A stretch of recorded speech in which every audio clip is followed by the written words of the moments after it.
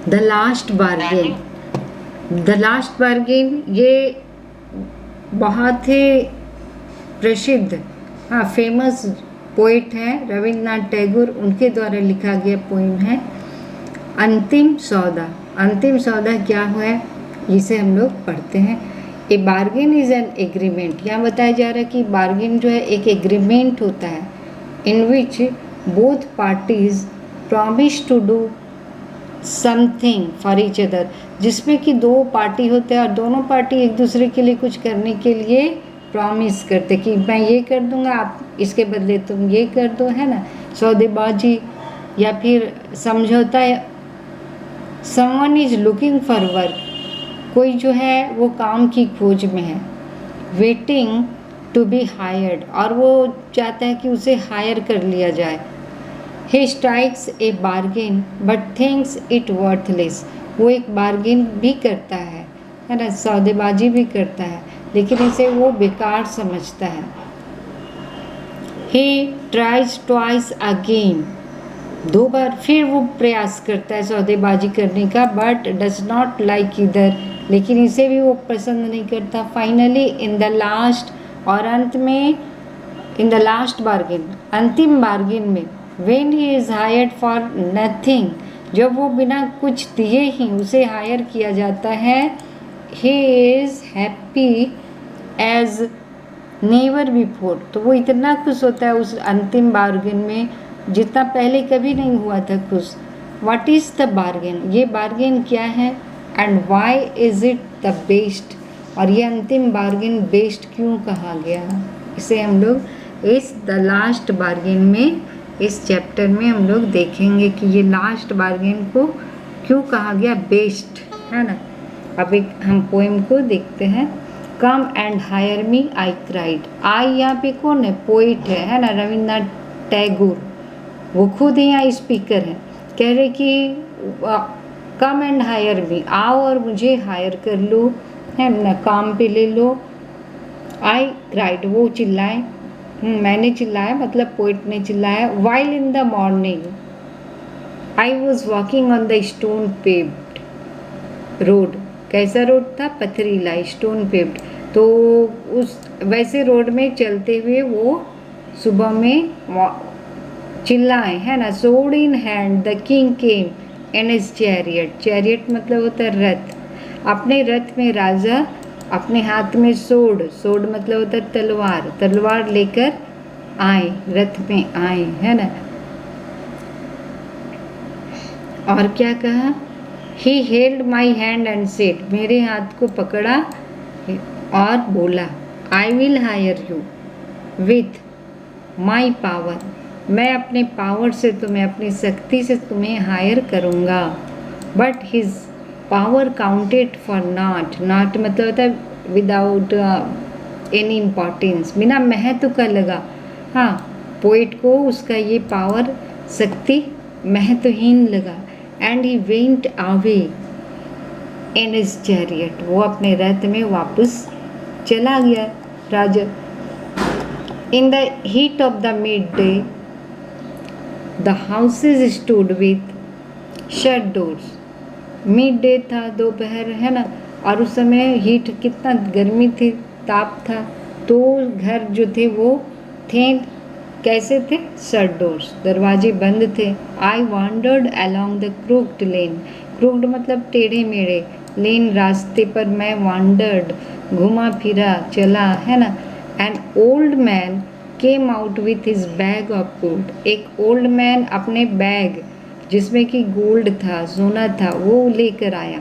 He pondered and thought, pondered means विचार किया, and thought and said, और बोला, I will hire you with my money, मैं तुम्हें अपने धन से हायर कर लूँगा, ले लूँगा। He waved his coins one by one, एक एक करके उसने अपने कॉइन्स को, सिक्कों को तौला, गिना। बट आई टर्न्ड अवे, लेकिन मैं वहाँ से भी निकल गया, मुड़ गया, है ना, उसे पसंद नहीं आया ये सौदेबाजी भी।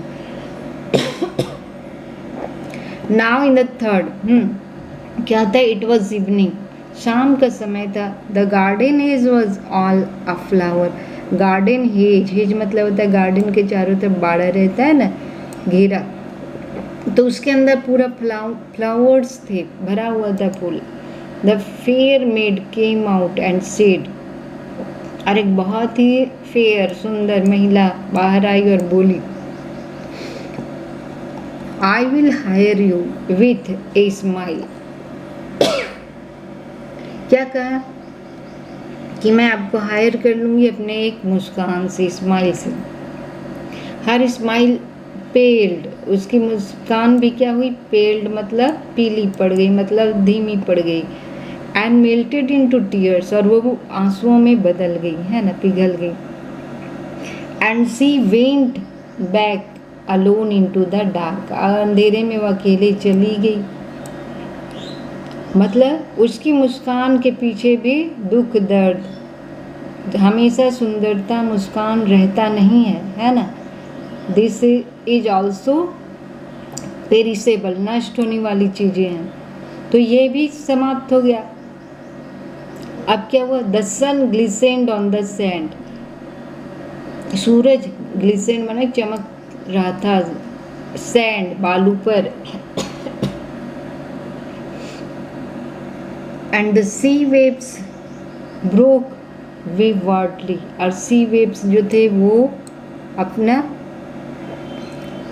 उफान पे थे, उछल रहे थे, आगे बढ़ रहे थे। A child sat playing with shells, shells वो घोंग सीप होते हैं ना नदी किनारे, समुद्र किनारे, तो एक बच्चा जो था वो खेल रहा था सेल्स के साथ। ही रेज हिज हेड, रेज माने उठाना, उसने अपने सिर को ऊपर उठाया। एंड सीम्ड टू नो मी, और मुझे उसने जैसे मानो कि पहचाना हो, जाना हो। एंड सेड, और उसने कहा, क्या कहा, आई हायर यू विथ नथिंग, मैं तुम्हें हायर करता हूँ विथ नथिंग, बिना कुछ दिए, कुछ भी वो नहीं देंगे, ऐसे ही वो बच्चा उसे हायर करेगा। फ्रॉम हेंस फॉरवर्ड, और इसके आगे that bargain struck in child's play, वो बार्गेन जो कि बच्चे के खेल में था, वो जो सौदेबाजी थी, मेड मी ए फ्री मैन, मुझे एक फ्री व्यक्ति, एक स्वतंत्र व्यक्ति बना दिया।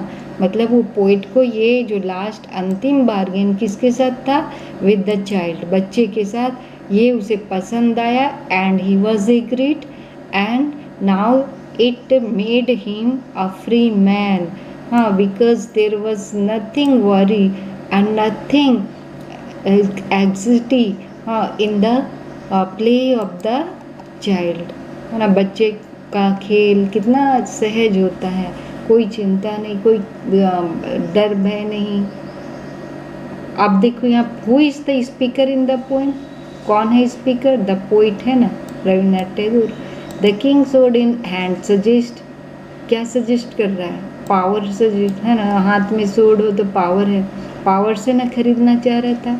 Next question, the old man offered the speaker a lot of money, old man जो था स्पीकर माने वक्ता को यानी पोइट को बहुत सारा धन वो ऑफर किया। Why did he turn down the offer, उसने ऑफर को क्यों ठुकरा दिया, नहीं लिया, because he did not like the power and it did not want to be made hire with power.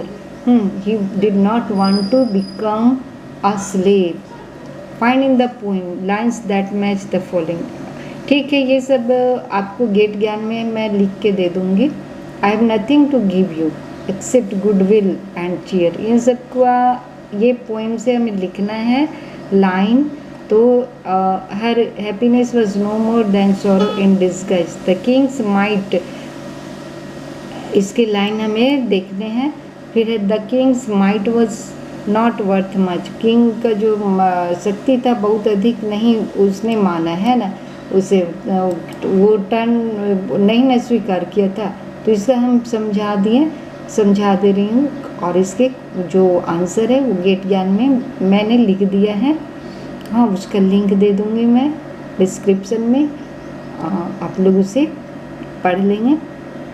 How did the speaker feel after talking to the child on the beach, वो beach में समुद्र के तट पे जब वो बच्चे से बात किया तो कैसा फील अनुभव किया स्पीकर, वक्ता ने, ये जो लिख रहा है पोइट ने, तो he felt very glad and felt like a free man, है ना, एक फ्री मैन की तरह उसने अनुभव किया। It made him free from on anxiety and worry. अब इसका भी जैसे I have nothing to give you except goodwill and cheer, मेरे पास कुछ नहीं तुम्हें देने को एक्सेप्ट गुडविल एंड चीयर, ये गुडविल और चीयर कौन देगा, बच्चा ही देगा ना, है ना, उसके अलावा तो और कुछ नहीं दे सकता। तो I hire you with nothing, ये लाइन इसमें सुटेबल है, ठीक है। फिर her happiness was no more than sorrow in disguise, उसकी जो खुशी थी, हाँ, वो डिस्गाइज छद्मवेश में वो क्या था, दुख ही था, उसके पीछे वो जो मुस्कुरा रही थी उसके पीछे क्या था, दुख ही था, है ना, सामने सुख दिख रहा हो लेकिन पीछे दुख होता है। तो ये है वो जो मेड बना रही थी ना, वो जो बोली थी हर हैप्पी मेल्टेड हो गया था, वो लाइन यहाँ देखेंगे उस लाइन को,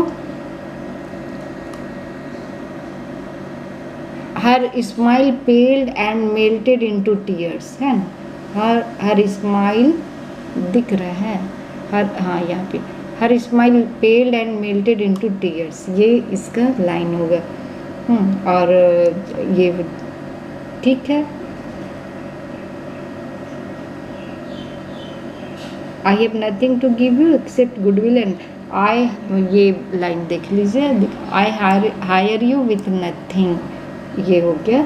हाँ, I have nothing to give you except goodwill and cheer, बच्चा क्या देगा, गुडविल चीयर खुशी देगा, है ना, और सभी चिंताओं से मुक्त कर देगा।